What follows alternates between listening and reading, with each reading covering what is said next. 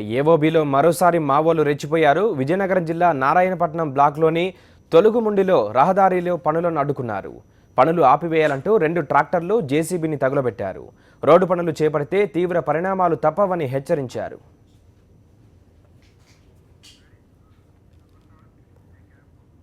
అటు ఛత్తీస్గఢ్లో మావోలు రోజురోజుకు కొత్త ఎత్తుగడలు వ్యూహాలతో దాడులకు సిద్ధమవుతున్నారు.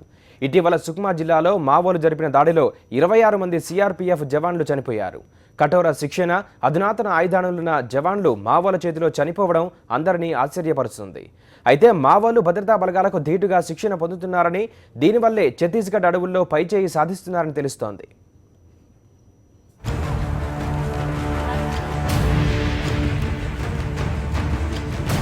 ఛత్తీస్గఢ్ మావోయిస్టులు ఆర్మీ తరహాలో శిక్షణ పొందుతున్న వీడియో లేటెస్ట్ గా వెలుగులోకి వచ్చింది.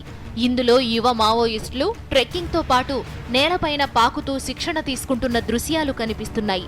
స్థానిక ఆదివాసీలను పెద్ద ఎత్తున రిక్రూట్ చేసుకుంటున్న మావోలు వారికి ఆర్మీ ట్రైనింగ్ ఇస్తున్నట్లు సమాచారం. ఇటీవలే ఏర్పాటు చేసిన గెరిల్లా బెటాలియన్ సభ్యులకు మావోయిస్టు నేతలు ట్రైనింగ్ ఇస్తున్నట్లు తెలుస్తోంది. గతంలో కేవలం వెపన్ ట్రైనింగ్ మాత్రమే ఇచ్చే మావోయిస్టులు ఈసారి సిఆర్పీఎఫ్ కు చెందిన కోబ్రా కమాండోల స్థాయిలో ట్రైనింగ్ ఇస్తున్నారు.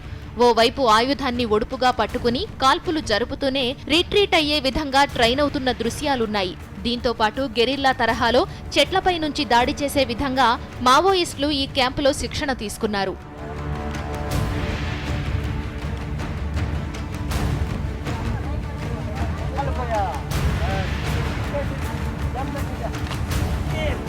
దండకారణ్యంలో ఏర్పాటు చేసిన ఈ ట్రైనింగ్ క్యాంపులో దాదాపు 200 మంది మావోయిస్టులు పాల్గొన్నట్లు సమాచారం.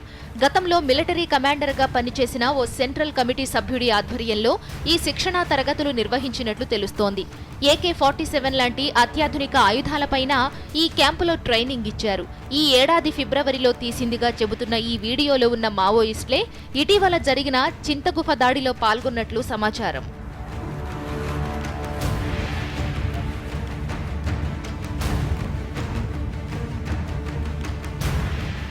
ఓవైపు సిఆర్పీఎఫ్ జవాన్ల వద్ద నుంచి పెద్ద ఎత్తున ఆయుధాలు లూటీ చేయడం, మరోవైపు కమాండో తరహాలో ట్రైనింగ్ తో ఛత్తీస్గఢ్ మావోలు భారీ దాడులకు సిద్ధమవుతున్నట్లు సమాచారం. ఇన్నాళ్లు తెలుగు ప్రాంతాలకు చెందిన మావోయిస్ట్ నేతల ఆధ్వర్యంలో ఆపరేషన్లు నిర్వహించే గెరిల్లా దళాలకు ప్రస్తుతం స్థానిక ఆదివాసీ కమాండోలే నేతృత్వం వహిస్తున్నారు. అడవిపై పూర్తి పట్టు ఉండడం, స్థానిక భాషలో ప్రజలతో సంబంధాలు పెంచుకోవడంతో మావోయిస్టులు భద్రతా బలగాల కంటే ఓ అడుగు ముందుంటున్నాయని విశ్లేషకుల అభిప్రాయం.